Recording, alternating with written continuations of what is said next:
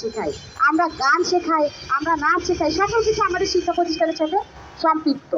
যেহেতু এখানে 12 ধরনের প্রতিবন্ধী শিক্ষার্থী আছে, কিন্তু আমরা না জেনে আপনাদের কাছে অনুরোধ করব, আপনারা যখন আমাদের মিডিয়া করেন অবশ্যই সেটা প্রতিবন্ধী বিদ্যালয় বা বিশেষ সাহিত্য শিক্ষা প্রতিষ্ঠানে দিচ্ছেন।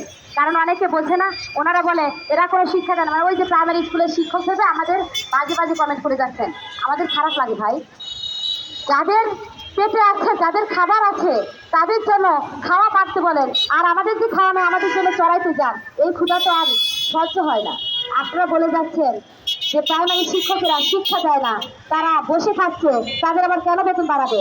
আরে ভাই, আমরা তো সেই শিক্ষক না, আমরা প্রতিবন্ধী বিদ্যালয়ের শিক্ষক, তাই না? আমাদের বেতন দরকার, আমাদের ন্যূনতম স্বীকৃতি নাই, আমাদের এন্ট্রিও নাই, অথচ আমাদের নিয়ে এই যে না বুঝে কমেন্ট, এটা নয়। আপনাদের কাছে আমাদের অনুরোধ থাকবে যে আমরা যে অসহায় মানবতার জীবনযাপন করতেছি, সেই জীবন অভিশপ্ত জীবন থেকে মুক্ত যাতে পাই, সেই গ্লানিটা আমাদের উপদেষ্টা মহলের কাছে পৌঁছে দেন। আজও আমরা শান্তপূর্ণভাবে আমাদের অধিকার আদায়ের জন্যই আজও এখানেই আসছি। আমরা যেহেতু বিশেষ আয়তায় সম্পন্ন ছেলেমেয়ের শিক্ষক, আমরাই পারি এই রাষ্ট্রকে গড়তে। আমরা কিন্তু কখনো কারোর সাথে দিকে যাইনি। আমরা মার খেয়েছি, প্রশাসনের অত্যাচারিত হয়েছি, মার খেয়েছি, রক্ত দিয়েছি, পুলিশের জিম্মায় জিম্মি হয়েছি। আমরা কি কাউকে আঘাত করেছি? আমরা কি ঘুরেতে মেরেছি? বলতে পারবে? কারণ আমরা যেটা শিখিনি আর আমরা করবো না, মার খেয়ে রাস্তায় মরবো, তারপরে এগিয়ে নিয়ে যাবো।